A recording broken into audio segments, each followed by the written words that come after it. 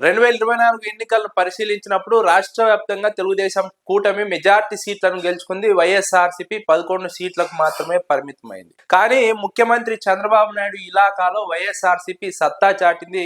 YCP కీలక నాయకులైనటువంటి పెద్దిరెడ్డి రామచంద్రారెడ్డి కుటుంబం అక్కడ గెలిచి చంద్రబాబు నాయుడుకు మళ్లీ కూడా చెక్ పెట్టిందని విశ్లేషకులు అంచనా వేస్తున్నారు. తంబళ్లపల్లిలో పెద్దిరెడ్డి రామచంద్రారెడ్డి తమ్ముడు పెద్దిరెడ్డి ద్వారకనాథ్ రెడ్డి గెలిచారు. పుంగనూరులో పెద్దిరెడ్డి రామచంద్రారెడ్డి గెలిచారు.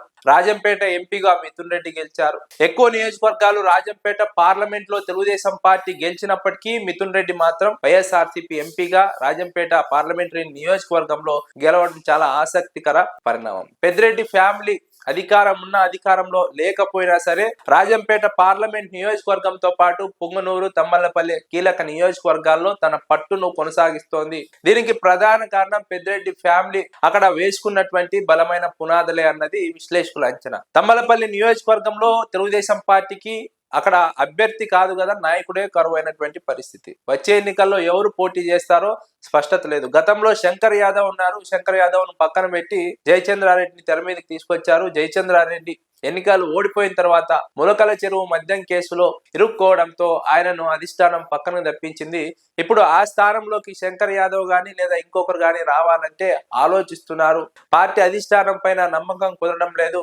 మళ్ళీ ఇప్పుడు బాధ్యతలు తీసుకున్న తర్వాత ఎన్నికల సమయంలో మారుస్తారన్న ఆందోళన, అనుమానం తెలుగుదేశం పార్టీ నాయకుల్లో ఉంది. అందుకే తంబళ్లపల్లి నియోజకవర్గ ఇన్ఛార్జ్ గా బాధ్యతలు తీసుకోవడానికి ఎవరు ముందుకు రావడం. ఇక్కడ నాయకత్వ పటిష్టంగా లేకపోవడమే వైఎస్ఆర్సీపీకి ప్లస్ పాయింట్ గా మారుతోంది. వైఎస్ఆర్సీపీ గెలవడానికి కారణమని విశ్లేషకులు అంచనా వేస్తున్నారు. అదే సమయంలో పెద్దిరెడ్డి ద్వారకానాథ్ రెడ్డి వ్యవహరిస్తున్న తీరు, కార్యకర్తలతో కలిసి వెళ్తున్నటువంటి విధానం, ప్రజలతో కలిసి వెళ్తున్నటువంటి వైఖరి, ప్రజలతో మెలుగుతున్నటువంటి విధానం, ఇవన్నీ కలగలిసి వైఎస్ఆర్సీపీకి అక్కడ బలమైనటువంటి ఒక స్ట్రాంగ్ బేస్ ఏర్పడడానికి ప్రధాన కారణంగా విశ్లేషకులు అభిప్రాయపడుతున్నారు. మరోవైపు పుంగనూరు నియోజకవర్గంలో పరిస్థితిని అంచనా వేసినప్పుడు కూడా అక్కడ కూడా తెలుగుదేశం పార్టీకి నాయకత్వాలు ఏమి స్పష్టంగా కనిపిస్తోంది.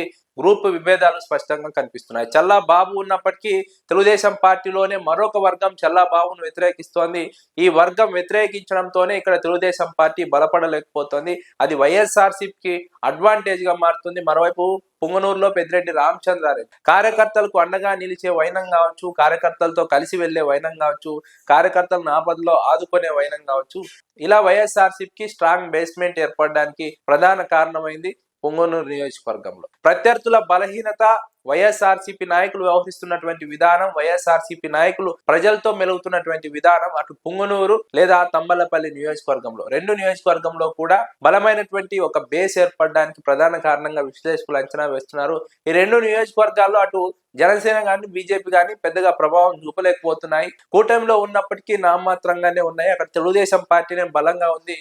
అయినప్పటికీ నాయకత్వం బలహీనంగా కనిపిస్తోంది. కాబట్టి ఇక్కడ జనసేన బీజేపీ ప్రభావం నామమాత్రంగా ఉండడం ఇక్కడ వైఎస్ఆర్సీపీకి కలిసి వచ్చినటువంటి మరొక అంశంగా విశ్లేషకులు అంచనా వేస్తున్నారు. ఇక రాజంపేట పార్లమెంట్ నియోజకవర్గం పరిస్థితి చూసినప్పుడు అక్కడ కూడా మిథున్ రెడ్డికి తెలుగుదేశం పార్టీలో ఉన్నటువంటి విభేదాలు, నాయకుల మధ్య ఉన్నటువంటి విభేదాలు కలిసి వచ్చాయన్నది ఒక వాదన. అదే సమయంలో గత ఎన్నికల్లో పోటీ చేసినటువంటి కిరణ్ కుమార్ రెడ్డి బీజేపీ నుంచి పోటీ చేశారు.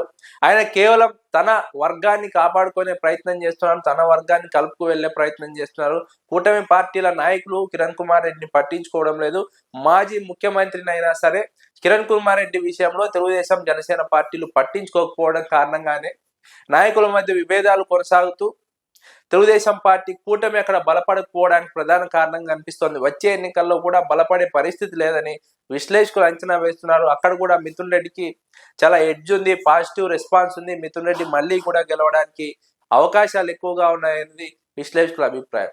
3 నియోజకవర్గాల్లోనూ పెద్దిరెడ్డి కుటుంబం తన పట్టును నిలుపుకునే ప్రయత్నం చేస్తూ అటు కార్యకర్తలను కానీ ప్రజలను కానీ కాపాడుతున్నటువంటి తీరు, వారితో మెలుగుతున్నటువంటి తీరు, వారికి అండగా నిలబడుతున్నటువంటి విధానం పెద్దిరెడ్డి కుటుంబానికి కూటమి గాలిలో కూడా గెలిపించడానికి ప్రధాన కారణంగా విశ్లేషకులు అంచనా వేస్తున్నారు. ఇక్కడ తెలుగుదేశం కూటమి బలహీనత కూడా పెద్దిరెడ్డి కుటుంబానికి కలిసి వస్తోంది.